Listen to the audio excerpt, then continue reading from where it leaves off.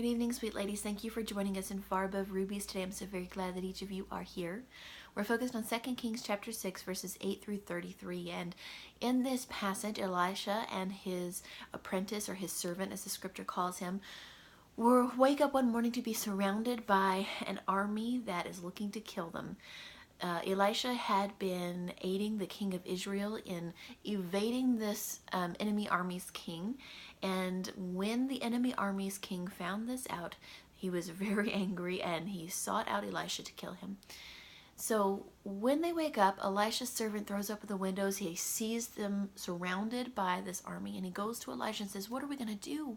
We cannot defeat this army on our own." It's kind of a duh moment, but what are we going to do? They're going to kill us. And Elisha looks at him and he says, "Don't you worry.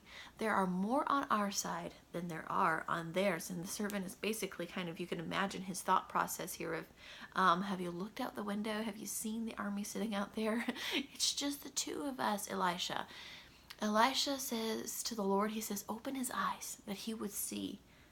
And the Lord opens the servant's eyes and he sees the hillside around their home covered with horses and chariots of fire, a supernatural protection from the Lord, because Elisha found himself in this situation because of following after God. And this is a very simple message for you today, but if you find yourself having followed after the Lord and you feel like you have ended up with your back up against a wall, that you're between a rock and a hard place and you don't know where else to go, if you feel like you're under attack for having followed the will of God in your life, that those around you don't understand, that there are those out to get you, and I know that sounds a little crazy, but it happens sometimes, whether the enemy or people that should be on the same side of you as you and simply don't understand why you have gone the direction you've gone to follow after the will of God.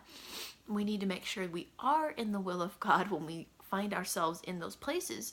But if we're having regular communication with the Lord, if we're having intimate relationship with Him, if we're in His Word and we feel confident that we're standing in His will, we do not have to fear what is facing us. We do not have to fear the armies that come against us, because guess what? There's more on our side than there is on theirs. The enemies of the world, the enemies of the armies of the devil can come at you all they please, and it's not fun and it's not comfortable. It can be painful and it can cause suffering, but you don't have to fear the outcome. You don't have to fear the victory, because there is more on our side, my sweet sister, than there is on theirs. I pray, and I hope that you will pray, that if you find yourself in this sort of trial or storm, that you will ask the Lord to open your eyes to see the protection around you, that He will open your eyes to see the more on your side than there is on theirs. God will not leave you in your situation. He will not leave you to fend for yourself when He has brought you to a place. He loves you, He cherishes you, He values you, and He will deliver you.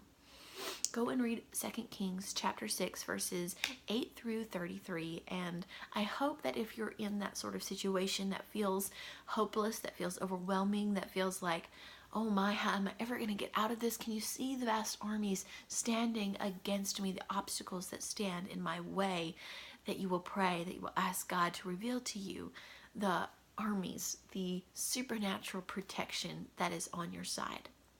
If no one has told you lately, you are loved and you are cherished and you are valuable. You have beautiful, tremendous, immeasurable worth, my friend, and that worth, it's far above rubies. Thank you for being here today, and I'll see you all tomorrow. God bless you.